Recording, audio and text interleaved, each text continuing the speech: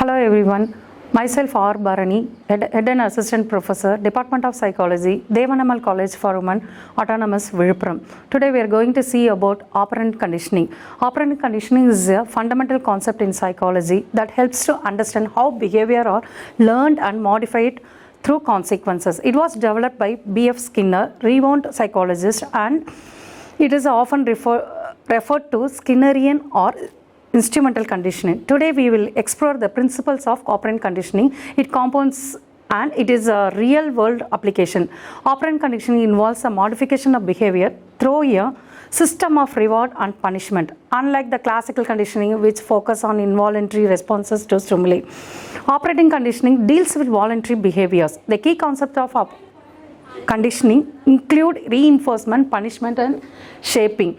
Coming to reinforcement, it is a process of strengthening a behavior by providing a desirable consequences immediately after the behavior occurs. Positive reinforcement involves adding something pleasant such as praise or reward to increase the likelihood of the behavior repeating.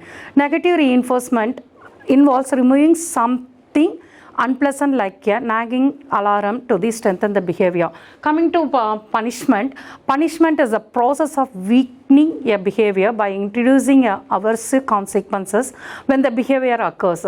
Positive punishment adds something unpleasant like a scolding or a fine, while negative punishment involves taking away something enjoyable such as removing screen time. Coming to shaping. Shaping is a gradual development of desired behavior by reinforcing successive approximation of the target behavior. It is used to train complex or novel behavior by rewarding closer and closer approximations to the desired outcomes. Now we will see about schedules. In operating conditioning, the timing and frequencies of reinforcement or punishment plays a crucial role in behavior modification. There are two different schedules of reinforcement. One is a continuous reinforcement and another one is partial reinforcement. In continuous reinforcement, every instant of the desired behavior is reinforced. This schedule is effective for initial learning but may lead to rapid extension when the reinforcement is discontinued.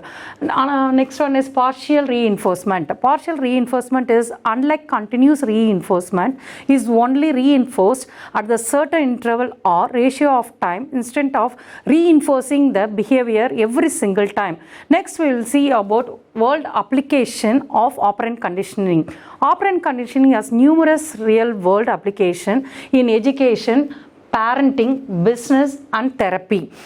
In education, teachers use a reinforcement to encourage active participation and learning. For example, they might offer a prize or small rewards for completing assignment for practicing in classroom discussion. Next one is parenting. Parenting often uses a combination of positive and negative reinforcement to encourage desirable behavior in their children. For example, they might offer prize, positive reinforcement for completing chores, and restrict screen time, negative reinforcement until homework is done. Next, going to business. Companies use operant conditioning to motivate employees like bonus, promotion, and prize or common positive reinforcement techniques. Negative reinforcement might involve removing an onerous task when certain performance goals are met. Next, going to therapy.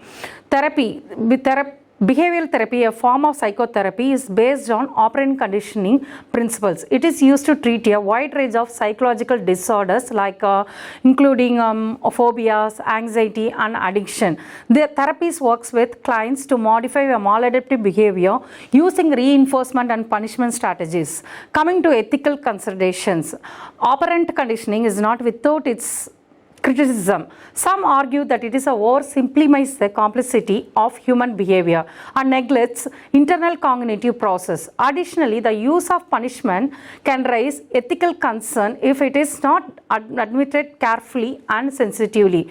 In conclusion, operating conditioning is a valuable psychological concept that helps us to understand how behavior are learned and modified through consequences.